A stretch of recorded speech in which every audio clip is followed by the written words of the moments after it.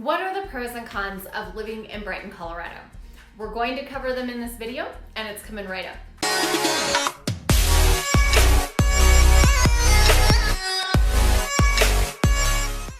Hi, I'm Natalie Randall, former teacher turned realtor and real estate strategist, helping people make their move in and to the Denver and greater North Denver areas. Let's chat about Brighton, Colorado. This booming city boasts one of the state's original main streets, which I just love. It was incorporated in 1887 and it gained a seat with Adams County in 1904 due to its railroad and highway access. The railroad depot is still in existence and it's located next door to the public library in Think. The founder of Brighton was Daniel CARMICHAEL and his wife's name was Brighton, therefore the name of the city. In 1944, Bob Cicada started a farm in Brighton, and Cicada Farms is also still in existence. The Brighton Armory was built in 1921 by John James Huddart and was one of 12 armories using his blueprint. Only 3 are left, standing to this day, and as you guessed, one is in Brighton. The armory was built using 33,000 hydrostone blocks, all of which were manufactured in the city. The armory was used to store arms and military equipment until 1927 when the American Legion moved in. And in 1973, United Lumber took ownership of the building and used it to store lumber. In present day, the armory serves the purpose of a performing arts center and a special events rental. As with any city, there are pros and cons to living in them. So let's start with the pros of Brighton, Colorado. Number 1 on our list is the cost of living in Brighton. It is fairly affordable compared to Denver with the average house price of $455,000. Homes can also be purchased in the area for around $325,000, which does make this a huge plus compared to the Denver area. So number 2, the history. Brighton has no shortage of old historical buildings, whether you're walking down Main Street or admiring homes in the areas built in the early 1900s. Number 3, local eateries. Some of the best Mexican food that I have ever had is in Brighton.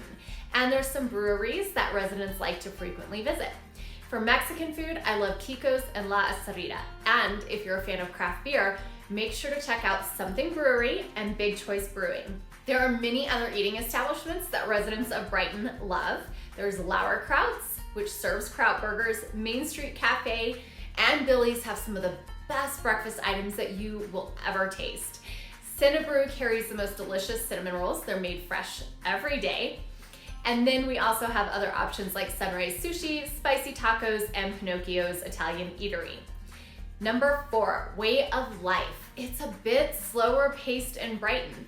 There's still hustle and bustle as you frequent populated areas like Prairie Center Shopping Plaza. However, the city is still smaller and there isn't a huge nightlife. So number 5 is accessibility. With Highway 85 and 76, it's pretty easy to commute in and out of Brighton to either North or South Denver.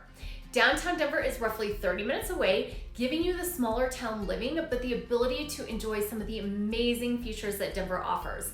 Additionally, there's 470, which is a toll road that I use to zip in and out of North and South Denver. So what are the cons of living in Brighton? Well, number 1, public schools.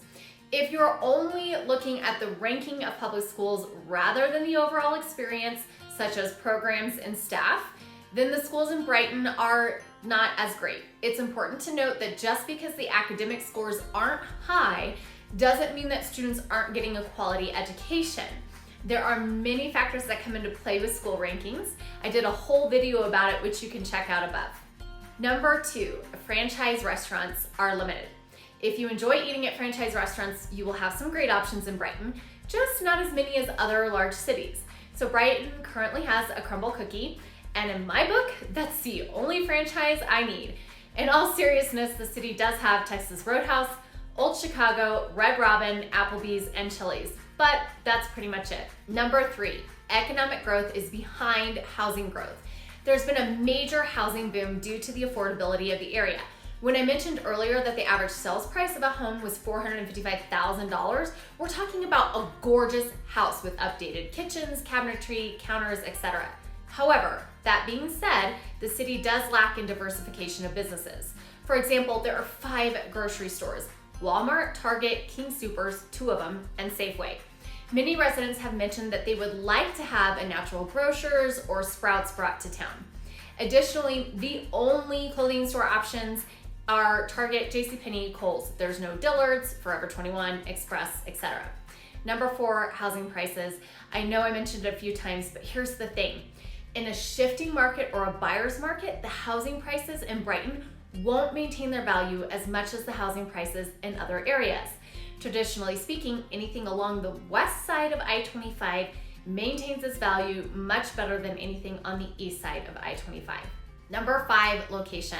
I personally love the location of Brighton, and I've come to love living on the eastern plains of Colorado. However, if you're looking for quick access to the mountains and hiking trails, Brighton may not be the best fit for you. Albeit it's only a 30 to 40 minute drive most of the time to go hiking in the mountains. But by hiking trails, I'm referencing inclines and steep trails that help with building up cardio. Brighton only offers 2 trails, which are really more like walking paths. That's Adams County Park and Bard Lake. And they're pretty easy. They're not like majorly cardio required. In my opinion, Brighton is a great place to call home. It has small nuances just like any other area. For the most part, it feels like small town living near a big city. If you're thinking of making a move and you're not sure what a city has to offer or where the best options for you and your family may be, make sure to send me an email, call, or text.